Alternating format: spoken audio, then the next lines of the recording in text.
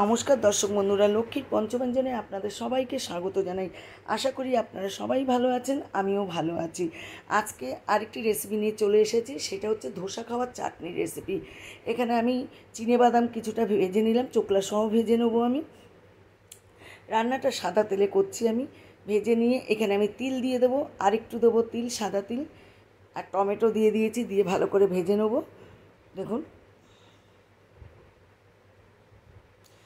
আর কয়েকটা কাঁচা লঙ্কা দিয়ে দিলাম ভেঙে। সব আমি একটু ভাজা ভাজা করে নেব। দেখুন,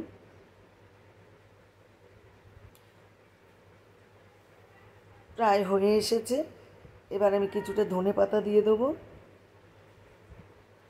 ধনে পাতা কুচি দিয়ে দিলাম।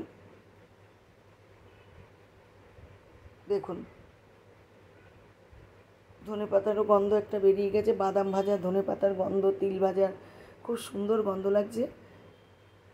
দেখুন, এবারে আমি একটু জল দিয়ে ফুটিয়ে নেবো। এটা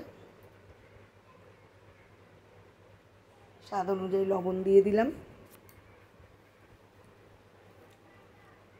ভালো করে ফুটিয়ে নেবো। আবার একটু নেড়ে চেড়ে দিলাম। একটা অনুরোধ, ভিডিওটি টেনে দেখবেন না, পুরো ভিডিওটা দেখবেন। পাশে থাকা বেল আইকনটি ক্লিক করে দেবেন, তাহলে সবার প্রথম নোটিফিকেশন আপনার কাছে পৌঁছে যাবে। দেখুন, আমি গ্যাস নিমিয়ে দিয়েছি। এবার তুলে নেবো মিক্সার গ্রাইন্ডে। তুলে নিয়ে পেস্ট করে নিলাম। দেখুন, দুবারে দেবো আমি, একবারে হয়নি।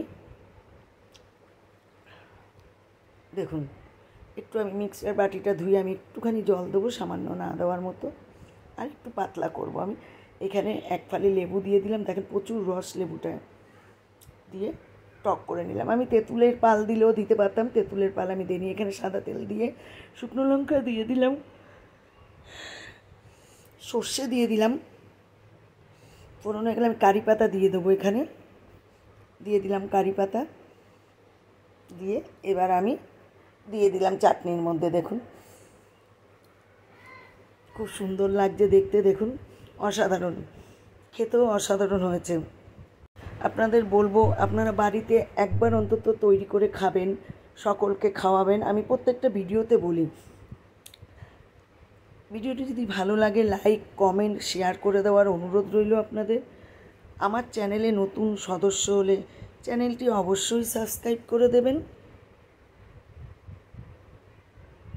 পাশে থাকবেন, ভালো থাকবেন, সুস্থ থাকবেন। আশা করি খেতে খারাপ হবে না। দেখুন, আপনারা, অসাধারণ হয় এই চাটনিটা। আপনারা রুটি দিয়েও খেতে পারবেন, কোনো ব্যাপার না। পরোটা, রুটি দিয়ে খেতে পারবেন। নমস্কার।